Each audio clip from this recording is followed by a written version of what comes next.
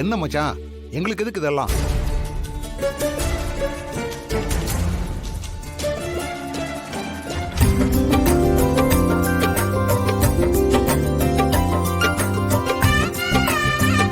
தங்கச்சி ஒரு இடத்த வாங்கி வீடு கட்டணும்னு ஆசைப்பட்டுச்சுல, அவ ஆசைப்பட்டதே செய்யட்டும். பத்மா, வீடு கட்டி தனி கொடுத்தனும் போவேன்னு சொல்லக்கூடாது. நீ வீடு கட்டிக்கோ, அதை வாடகைக்கு விட்டு அதுல வர வருமானத்தை உனக்கு என்ன வேணுமோ அதெல்லாம் செஞ்சுக்க. நம்ம வீடு எப்பவுமே கூட்டு குடும்பமா தான் இருக்கணும். ஐயோ அண்ணன், நான் என்னைக்கு நம்ம குடும்பம் பிரிஞ்சு போகணும்னு நினைச்சிருக்கேன். எல்லாருமே ஒன்னா இருக்கணும்னு தானே நினைப்பேன்.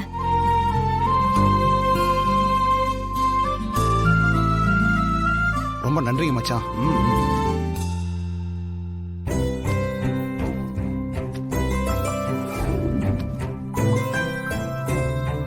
இந்தாங்க, நீ ஜவுளி கடை வச்சுக்க. இப்ப பொங்கல் வரும். இந்த பணத்தை வச்சு கடைய நல்லா விரிவுபடுத்து.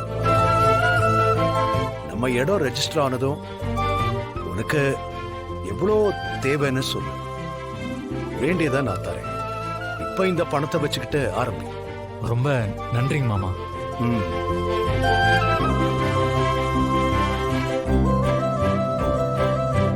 மாயா,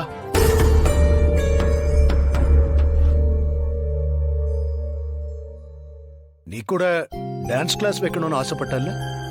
ஆமா பெரியப்பா. இந்தா,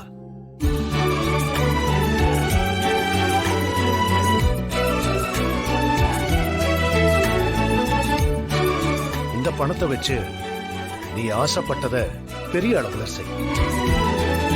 நாட்டியங்கிறது ஒரு கலை.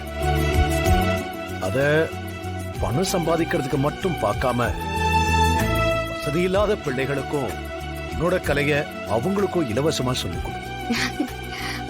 கண்டிப்பா பெரியப்பா, நீங்க சொன்னபடியே நான் செய்வேன். என்ன ஆசீர்வாதம் பண்ணுங்க. நல்லா இரு, நல்லா இரு, நல்லா இரு.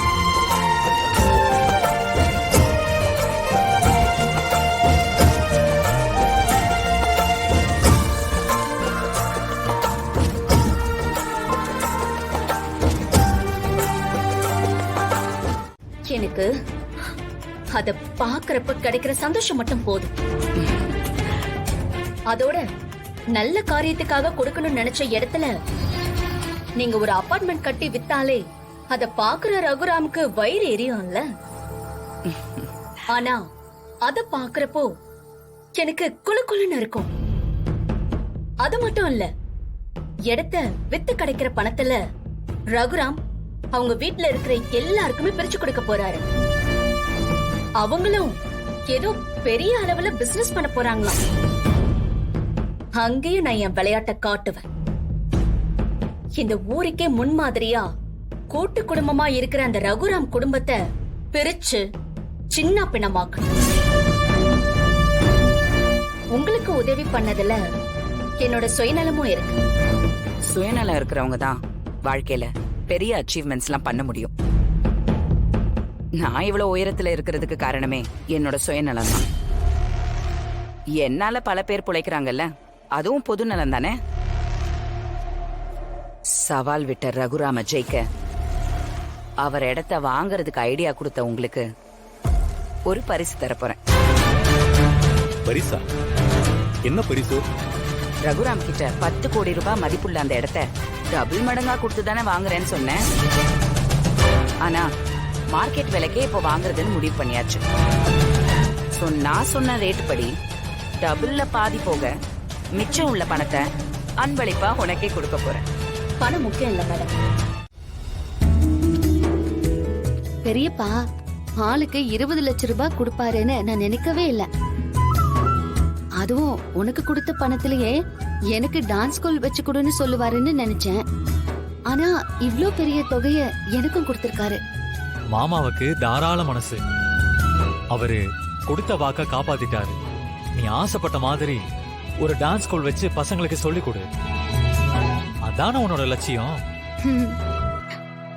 ஆனாலும் நான் நாளைக்கு ஆரம்பிக்க போறதில்ல. பொங்கல் வரப்போகுது, என்னோட பணத்துல வச்சு நம்ம கார்மெண்ட் ஷாப்புக்கு மெட்டீரியல்ஸ் எடுத்துடலாம்.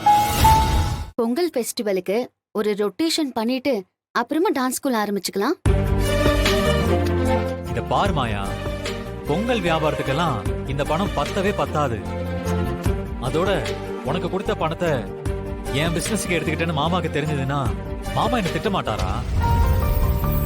அதனால இந்த பணத்தை வச்சு டான்ஸ் ஸ்கூலுக்கு இடம் பார்க்க ஆரம்பிச்சிடு. இடத்தோட ரெஜிஸ்ட்ரேஷன் முடிச்சிட்டோம்னா அப்புறம் நம்ம கிட்ட இன்னும் கொஞ்சம் பணம் வரும்ல, அப்புறம் என்ன?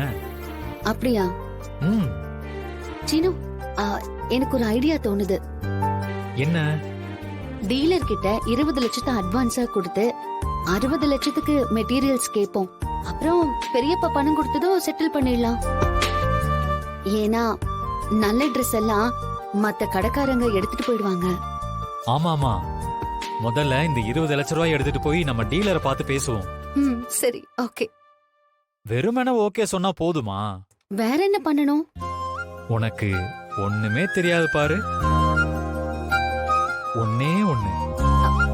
டேய் போடா, வீட்ல எல்லாரும் இருக்காங்க.